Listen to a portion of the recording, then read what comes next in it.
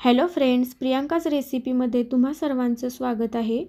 आजच्या व्हिडिओमध्ये आपण जवसाची चटणी बघणार आहोत। जर हा व्हिडिओ तुम्हाला आवडला तर व्हिडिओला लाईक करा आणि चॅनेलला नक्की सबस्क्राईब करा। तर ही चटणी बनवण्यासाठी इथे मी 1 वाटी जवस घेतलेत, 1 वाटी तीळ घेतलेत, 1 वाटी शेंगदाणे घेतलेत आणि 1 वाटी सुक्या खोबऱ्याचे काप घेतलेत। त्याचबरोबर 1 मोठा चमचा लसणाच्या पाकळ्या घेतलेल्या आहेत आणि साधारण 3 कढीपत्त्याच्या काड्या घेतलेल्या आहेत आणि 1 छोटा पोह्याचा चमचा जिरे घेतलेले आहेत। आता हे सर्व जिन्नस आपण भाजून घेऊयात।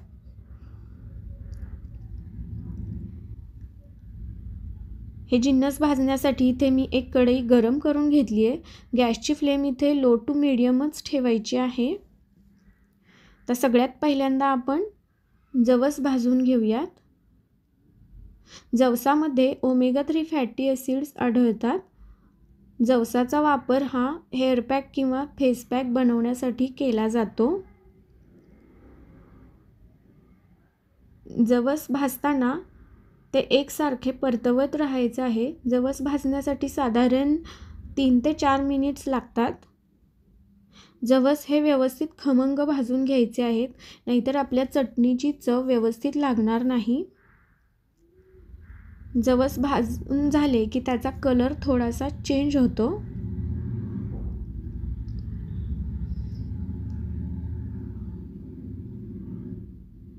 आता इथे तुम्ही बघू शकता याचा कलर थोडा चेंज झालेला आहे। आता हे एका डिशमध्ये मी काढून घेते।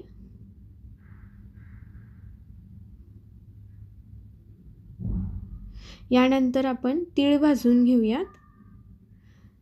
तिळामध्ये बी विटॅमिन पुरेशा प्रमाणात असते, त्यामुळे आपली भूक वाढते आणि आपली पचनशक्ती चांगली राहण्यास मदत होते।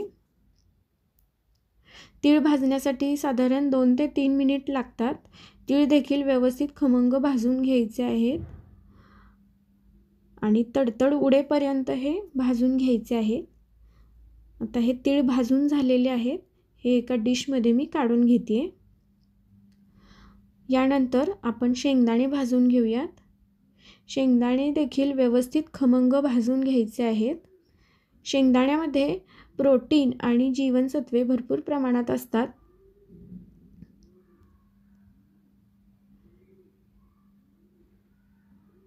शेंगदाण्याचा वापर हा आपल्या रोजच्या जेवणामध्ये भरपूर प्रमाणात केला जातो। शेंगदाणे देखील व्यवस्थित भाजून झाले की ते एका डिशमध्ये मी काढून घेते। तर यानंतर खोबरं भाजून घ्यायचं आहे।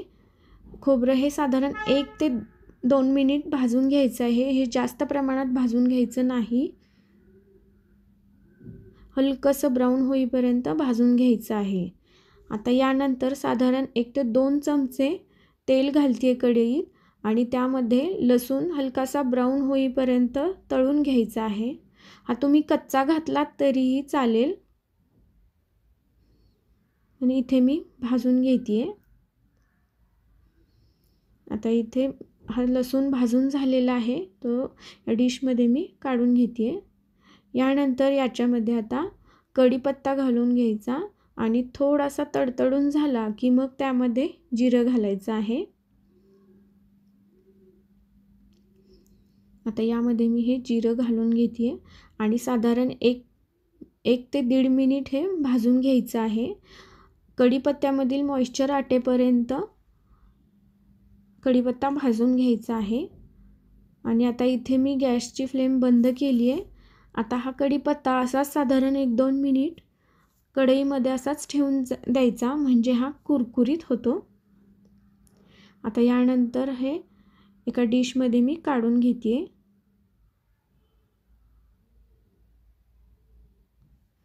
आता हे सर्व भाजून झालेले जिन्नस एका डिशमध्ये मी काढलेत। आता हे थंड करून घ्यायचे। तर हे जिन्नस सगळे पूर्णपणे थंड झालेले आहे, ते एका मिक्सरच्या भांड्यामध्ये मी काढून घेते।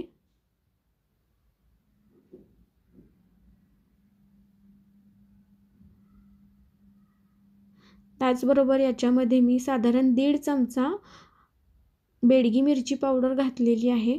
तुम्ही तुमच्या आवडीप्रमाणे कमी जास्त करू शकता आणि चवीप्रमाणे मीठ घालायचं आहे आणि याला बंद चालू करून हे दळून घ्यायचं आहे मिक्सरवर. जर हे तुम्ही एकसारखं फिरवलं तर ह्या चटणीला तेल सुटेल आणि घट्ट बनेल. तर इथे तुम्ही बघू शकता ही आपली चटणी बनून तयार झालेली आहे. तर ती एक हवाबंद बरणीमध्ये भरून ठेवायची. साधारण 15 दिवस ते 1 महिना ही चटणी टिकते. तर अशा पद्धतीने आपली ही चटणी तयार झालेली आहे. तर ही रेसिपी तुम्हाला कशी वाटली हे मला नक्की कमेंट करून सांगा. व्हिडिओ आवडल्यास व्हिडिओला लाईक करा, शेअर करा आणि चॅनेलला नक्की सबस्क्राईब करा. व्हिडिओ बघितल्याबद्दल धन्यवाद.